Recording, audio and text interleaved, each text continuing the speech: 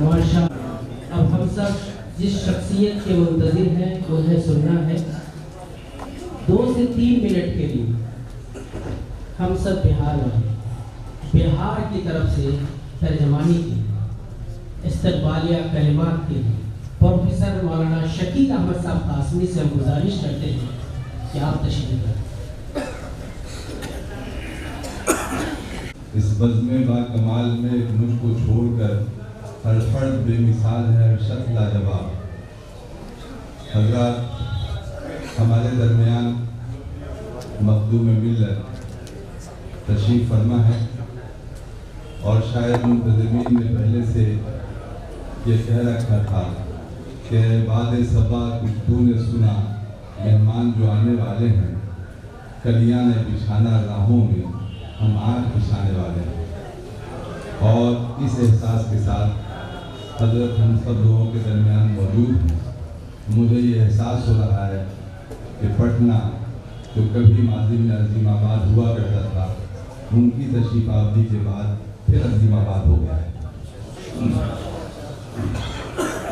حضرات یہ چونکہ بڑا بامقصد اجتماع ہے، اور آج جس کیفیت سے لوگ مسرور ہیں اس کا احساس سب لوگوں کو ہے۔ آج سے 113 سال پہلے قطب الاقطاب حضرت مولانا محمد علی منگیری رحمۃ اللہ علیہ نے فتنہ قادیانیت کے رد کے لیے منگیر میں ایک اجلاس بلایا،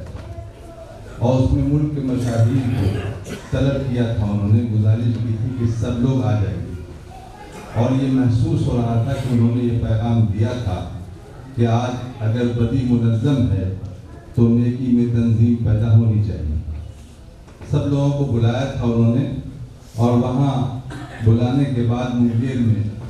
دارالعلوم دیوبند کے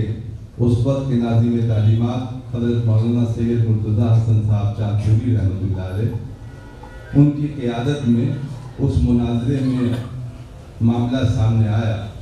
اور حضرت مولانا کی جب تقریر ہو رہی تھی ادھر تو مولانا منگیری سجدے میں چلے گئے،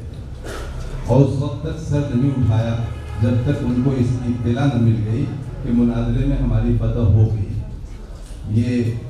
سر بسجود تھے اور حضرت مولانا کی تقریر ہو رہی تھی۔ تو گویا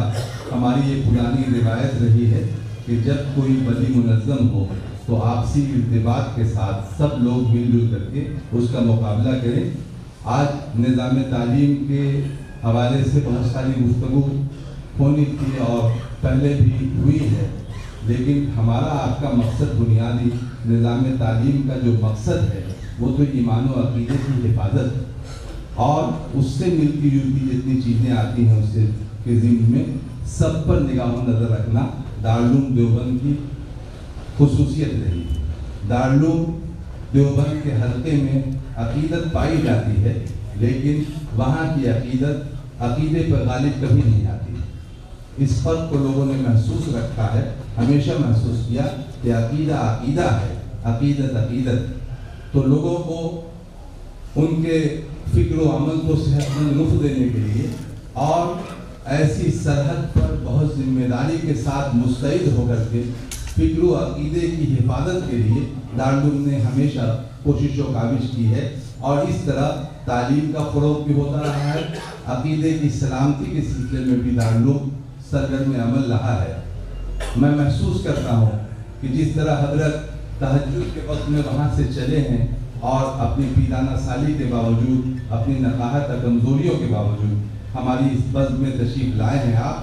آپ کے ماننے والے لوگوں نے اور آپ کے عقیدت مند لوگوں نے بہار کے گوشے گوشے سے اسی وقت انہوں نے بھی اپنا سفر شروع کیا، اور یہاں چاشت کے وقت، اشراق کے وقت پہنچے، اور دھیرے دھیرے آپ کے منتظر رہے۔ یہ جو پورا مجمع ہے یہ بہار کے گوشے گوشے سے آیا ہوا ہے، اور ایک فکر کے ساتھ آیا ہوا ہے۔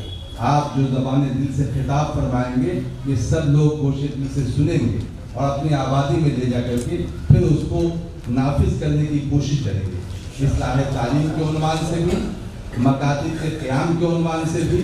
اور کہیں کہیں جو مدارس کو ترقی دینے کے سلسلے میں باتیں آ رہی ہیں، اور نصاب تعلیم اور نظام تعلیم کے سلسلے میں باتیں آ رہی ہیں، یہ پورا مجمع اس کا کنسیپشن کلیئر ہے کہ جو مقصد تعلیم ہے وہ ہمارا بہت واضح ہے، اس لیے کہ وہ نصاب تعلیم اور نظام تعلیم نادہ نیم شبی اور آہے سحرگاہی کا نتیجہ ہے، اور اسی کی بنیاد پر ہم آگے بڑھتے رہے ہیں۔ آئینے پہ غبار ہے، یہ تیری نظر کا فشار ہے، اسی آئینے سے سنور گئے جنہیں تھا سنورنے کا حوصلہ۔ تو یہ ہمارا مقصد ہے، اور کچھ ضرورت، کچھ حکمت، کچھ مصلحت ہو سکتی ہے جس کی بنیاد پر نظام تعلیم میں کہیں کہیں پر کوئی اضافہ، کوئی کمی ہوگی، لیکن ان تمام لوگوں کا تصور بہت واضح ہے کہ ایسا نصاب تعلیم اور نظام تعلیم جو تقدس بخشتا ہو اور ہمارے ایمان و عقیدے کو مضبوط کرتا ہو اور دنیا سے آخرت کے سفر کو آسان کرتا ہو اور کامیابی کی طرف لے چل رہا ہو، اس کو ہر قیمت پر ہم مضبوطی کے ساتھ قائم رکھیں گے، اس لیے کہ ماضی کا تجربہ بتاتا ہے کہ اسی نصاب نے، اسی نظام نے ہم کو کامیاب کیا۔ حضرات یہ سمجھتے ہیں کہ آپ کی آمد ہم تمام لوگوں کے لیے مفید رہے گی اور ہماری علمی اور روحانی بیٹری چارج ہوگی انشاءاللہ تعالیٰ، اور سب لوگ یہاں سے تازہ تر ہو کر کے اپنے کام میں لگیں گے۔ پھر ہم آپ کا صمیم قلب سے استقبال کرتے ہیں، اور میں اس واقعے کا ذکر کیے بغیر نہیں رہ سکتا کہ جب میں نیاز مندانہ آپ کی خدمت میں وہاں مہمان خانے میں حاضر ہوا تھا اور میں نے کچھ گزارش کی تھی، تو آپ نے بڑا بلیغ جملہ ارشاد فرمایا تھا کہ میں دارالعلوم دیوبند کا دربان ہوں۔ میں نے یہ بات ادب سے کہی تھی کہ آپ دربان ہیں حضرت، اور میں اس چٹائی کا جارود کش ہوں، اور یہاں جھاڑو دینے کا کام گویا ہمارے لیے سعادت کی بات ہو سکتی ہے۔ اس ادارے میں جہاں آپ جذبہ افروز ہیں، تشریف رکھتے ہیں، یہاں سمیع صاحب بیٹھے ہوئے ہیں، انہوں نے ہی پوری زمین دی تھی، اور حضرت مولانا قاسم صاحب نے اس پر عمارت بنانے کا کام کیا تھا، اور یہ ایک تاریخی ادارہ وجود پذیر ہوا۔ آج اس ادارے میں حارث ابن قاسم اور حارث انورٹڈ کوما میں ہے، یعنی دربان کے معنی میں ہے، یہاں بھی وہ خدمت کے لیے مصروف ہیں، اور مولانا قاسم رحمۃ اللہ علیہ کے چشم و چراغ ہیں۔ اس اعتبار سے یہ ایک مرکزی سینٹر ہے، یہاں کے اساتذہ اور ملازمین، منتظمین سب لوگ رات دن لگے ہوئے ہیں، یہ ہم سب لوگوں کی دعاؤں کے حقدار ہیں، اور اس موقع پر ہم کو پھر یہ بات یاد رکھنی چاہیے کہ ایک بڑے مقصد کے لیے تمام لوگوں کا ارتباط فکر و عمل ضروری ہے تاکہ کام آگے کی طرف بڑھ سکے۔ اس سے زیادہ کچھ عرض کرنا آپ کی سمجھ خراشی ہوگی، اور آپ کی قوت برداشت کا زیادہ امتحان لیا جانا ہوگا، یہ غیر مناسب ہوا میرے لیے۔ یوں تو ایک بات ادھوری سی کہی ہے میں نے، آپ سمجھیں تو مکمل ہے گزارش میری۔ وآخر دعوانا الحمدللہ۔